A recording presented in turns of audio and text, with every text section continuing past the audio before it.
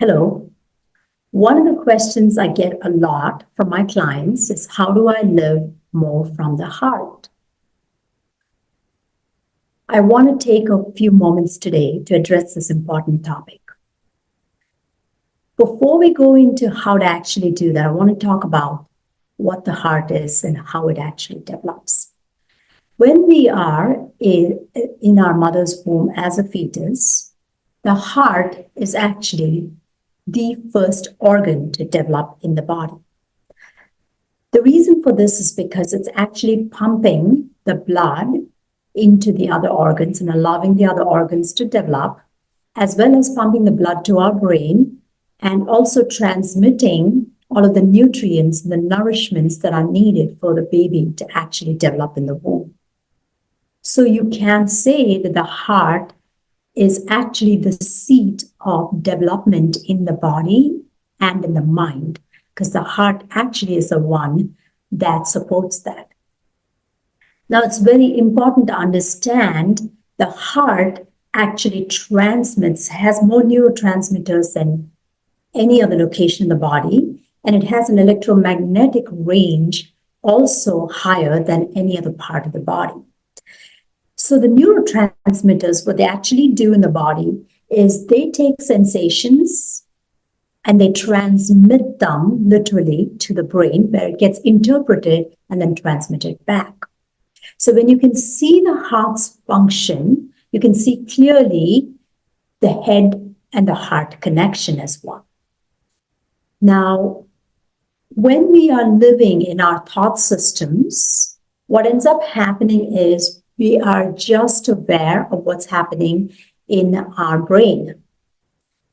But the real intelligence is sitting in our body, which is in the form of sensations, which are emotions and feelings that we experience that actually get transmitted through our heart to the brain for interpretation. Now, when this is happening, we are probably not aware of it because it happens so quickly that we don't actually have the time to pay attention to that. But the brain is actually just a processing center for a lot of the sensations. So when the sensations arrive, it's just interpreting the information and allowing that to be available to us for actioning.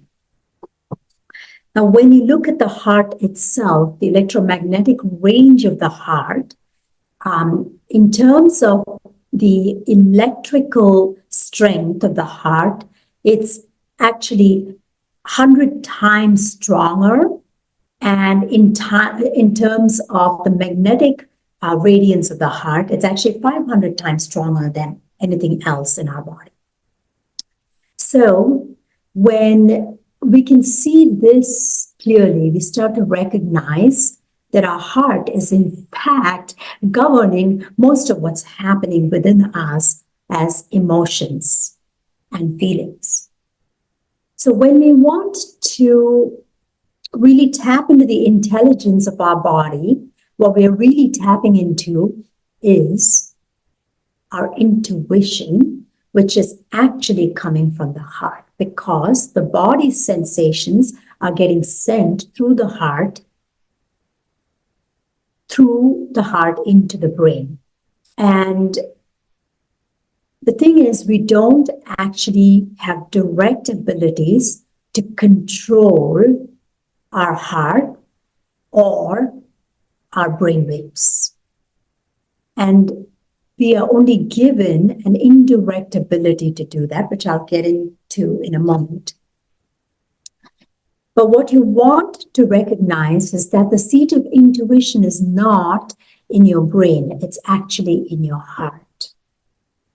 And when you can recognize this, you can start to see how and why it's important to live from your heart instead of your head. Now, the head has its role. It has its role as a processing center. It has its role as a space where we interpret information and collate information together, and it also has memory functions and a whole host of other functions. So I'm not saying that it's not important, but what I am saying is that when we start to really think about the way we are living, we will recognize that our heart is actually the director of the show. Because ultimately, we as humans will do anything to feel good. If you're not feeling good, we'll do anything to find a way to feel good. And this is what I want you to tap into today. So now, how do you start to shift from a head-centered way of living to a heart-centered way of living?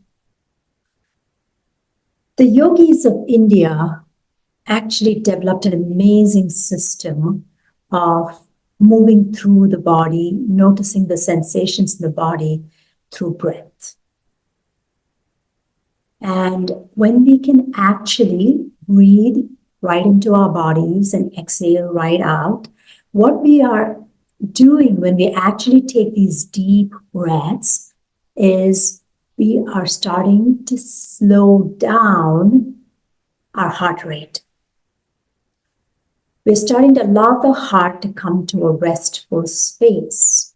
And when we can do this with repeated practice, we are able to now start to also manipulate our brain waves. We cannot directly manipulate our brain waves, but we can indirectly through our breath manipulate our heart rate, and therefore the interpretation of information in the brain.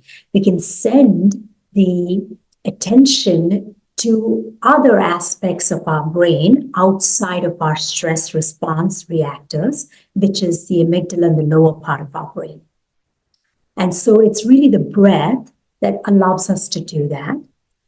However, what I have noticed in years and years of being in mind-body, working as a mind-body therapist, is that when a person has deep underlying patterns of fear and pain and hurt and episodic memories of trauma, etc., they are unable to breathe clearly.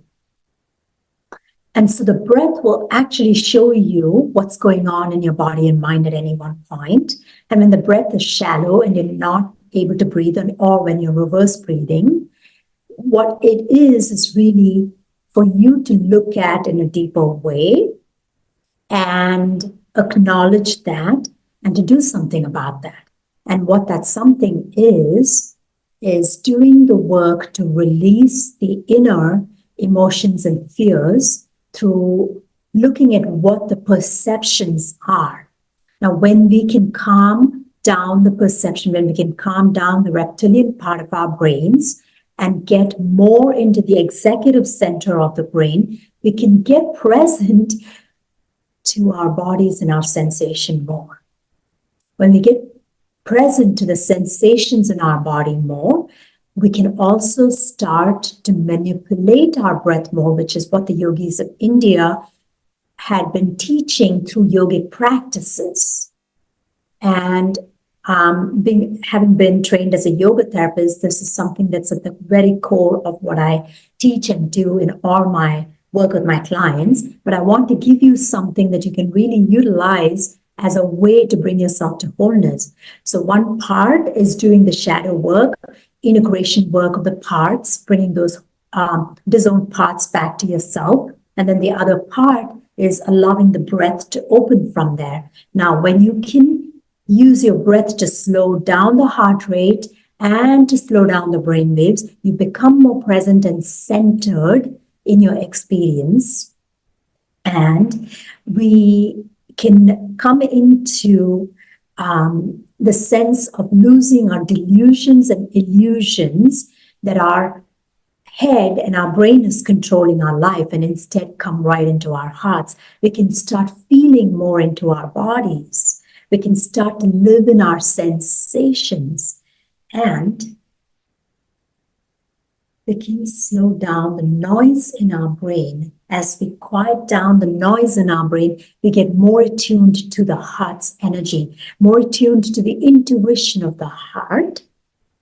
And when we can bring the intuition of the heart forefront into our lives, we can start to truly live from the heart.